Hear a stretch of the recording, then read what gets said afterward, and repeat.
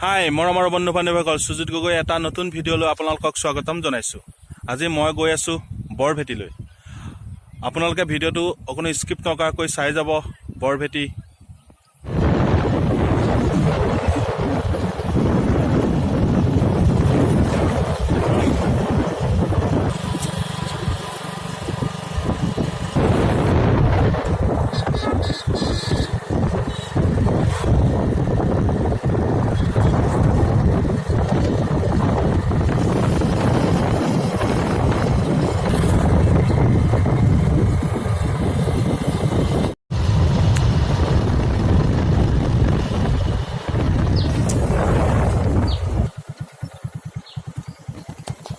ইতিহাসে গৰকা যোৰহাট ডিষ্ট্ৰিক্টৰ মালৌৰ পথাৰত অৱস্থিত শ্ৰী শ্ৰী অষ্টভুজদেৱৰ তৰুণ এইখন হৈছে ফাৰ্ষ্ট তৰুণখন, আৰু এইখনৰ তলেদি আমি বৰভেটিলৈ বুলি সোমাই যাব লাগিব।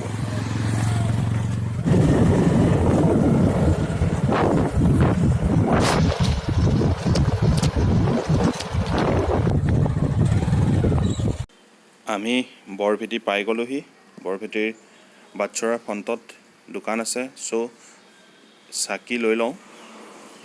আমি দোকানৰ পৰা চাকি লৈ লৈছোঁ বৰভেটিত জ্বলাবৰ কাৰণে চাকি। এয়া হৈছে শ্ৰী শ্ৰী অষ্টভুজদেৱৰ বৰভেটিৰ বাটচৰা। কি সুন্দৰভাৱে ডাঙৰ শৰাই দুখন আছে ছাইডত, আৰু ওপৰতো সৰু শৰাই আছে দুখন। দেখিছে কি সুন্দৰ বৰভেটিৰ বাটচৰা। মই জুম কৰি দিছোঁ, চাওক কি সুন্দৰ। এতিয়া আমি বৰভেটিলৈ বুলি সোমাই আহিছোঁ। চাকি লৈ ল'লোঁ। এইটো অমলানো আছে মোৰ লগত। চাকি লৈ আহি গ'লোঁ আমি বৰভেটিলৈ। আপোনালোকক সকলোবোৰ দেখুৱাই যাম। বৰভেটি ক'ত কি আছে, কেনেকৈ প্ৰতিষ্ঠা হৈছিল, কিয় হৈছিল, সকলোবোৰ দেখুৱাই যাম। এয়া আমি বৰভেটিলৈ বুলি সোমাই আহিছোঁ।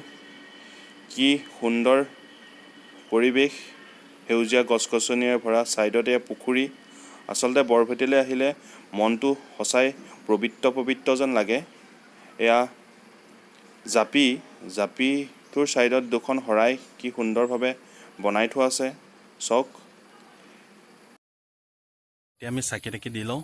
চাকি দি লোৱাৰ পিছত আপোনালোকক সবিশেষ জনাই আছোঁ বৰভেটিৰ বিষয়ে।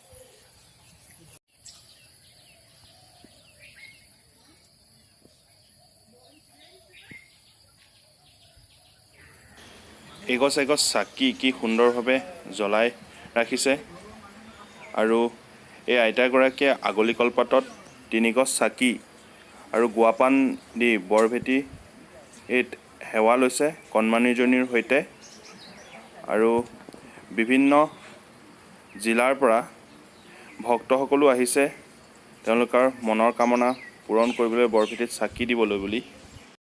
এয়া আমি বৰনামঘৰৰ ভিতৰলৈ সোমাই আহিছোঁ, আৰু কি সুন্দৰভাৱে খুঁটাত গামোচা মেৰাই থোৱা আছে, আৰু ভক্তসকলে এয়া চাকি জ্বলাইছে বৰনামঘৰৰ ভিতৰত।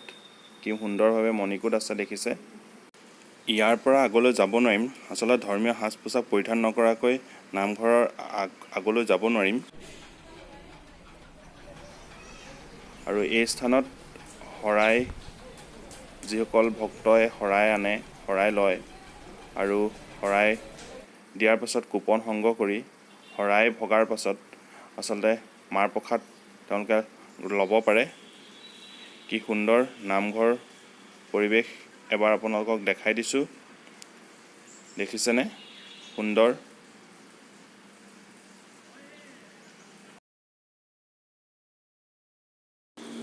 বৰভেটিত নিমখ দান দিয়ে। নিমখ দান দিলে মনৰ কামনা পূৰ্ণ হয় বুলি জনশ্ৰুতি আছে। এতিয়া আমি আকৌ সৰু নামঘৰজনাৰ অভিমুখে আহি আছোঁ। আপোনালোকক বৰভেটিত থকা সৰু নামঘৰজনাৰ দেখুৱাম, চাওক কি সুন্দৰভাৱে এই দানপাতটো আছে, আৰু ভিতৰত সেয়া মণিকূট স্থাপন কৰি থোৱা আছে।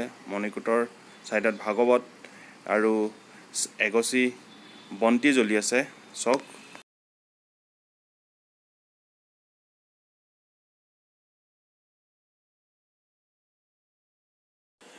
এয়া হৈছে বৰভেটি। যোৰহাট নগৰৰ পৰা প্ৰায় 12-13 কিলোমিটাৰ নিলগত উত্তৰ পশ্চিম দিশত অৱস্থিত এয়া বৰভেটি। আহোম স্বৰ্গদেউ লক্ষ্মীসিংহৰ ৰাজত্বকালত মায়ামাৰ সত্ৰৰ সত্ৰাধিকাৰ অষ্টভুজ দেৱৰ দিনতেই তেখেতৰ পুত্ৰ সুপ্তভোজদেৱে 1768 খ্ৰীষ্টাব্দত সমগ্ৰ অসমত সিঁচৰিত হৈ থকা শিষ্যসকলক আমন্ত্ৰণ কৰি প্ৰায় 8,90,000 ভক্তৰ দ্বাৰা কটাৰীয়াকে গামোচাত বান্ধি এই বৰভেটি স্থাপন কৰিছিল। আৰু বৰভেটি যোনডোখৰ স্থানত আছে আগতে 24 হাত দ আছিল বুলি কয় আৰু বৰ্তমান সময়ত প্ৰায় সমতলৰ পৰা 20 ফুটমানহে ওখ। আৰু প্ৰথম অৱস্থাত বৰভেটিৰ উচ্চতা আছিল প্ৰায় 54 ফুট বুলি ইতিহাসত লিখা আছে। বৰভেটিৰ চাৰিওফালে এপাক ঘূৰিব লাগে বুলি কয়। এপাক বা তাতকৈ অধিকো ঘূৰিব পাৰে, কোনো কথা নাই। আচলতে এপাক ঘূৰিলে আপোনাৰ মনৰ কামনা পূৰ্ণ হয় বুলি কয়। চ' আমি এপাক ঘূৰিলোঁ, আপোনালোকেও ভিডিঅ'ৰ মাধ্যমেৰে এপাক ঘূৰিলে।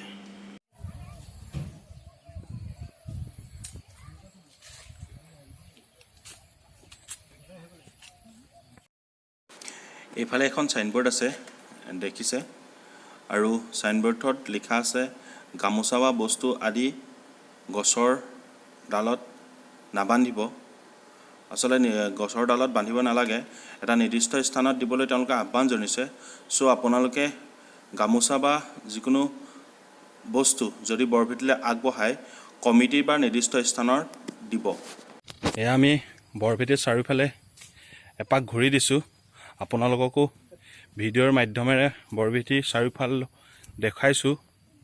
চাৰিওকাষে এইফালে এটা ৰাস্তা আছে, এইটো এটা ৰাস্তা, বৰভেটিৰ ছেকেণ্ডখন গেটেদি সোমাব পাৰিম। এয়া ধুনীয়া পৰিৱেশ, চক। ইয়ালৈ নলগোৱা উৎসৱত বিভিন্ন জিলাৰ পৰা, অসমৰ বিভিন্ন জিলাৰ পৰা মানুহ আহে আৰু তেওঁলোকে ইয়াত চাকি জ্বলাই নিজৰ মনৰ কামনা পূৰণ কৰে। আৰু ইয়াত লোন দান দিয়ে। আচলতে লোন দান দিলে মানুহৰ মনৰ কামনা পূৰ্ণ হয় বুলি কথা আছে। চ' ইয়াত লোন দান দিয়ে। বৰভেটিৰ বাটচৰাৰ গেটখন আপোনালোকক বেক চাইডৰ পৰা দেখাইছোঁ। চক কি সুন্দৰ আৰু ধুনীয়া পৰিৱেশ। চক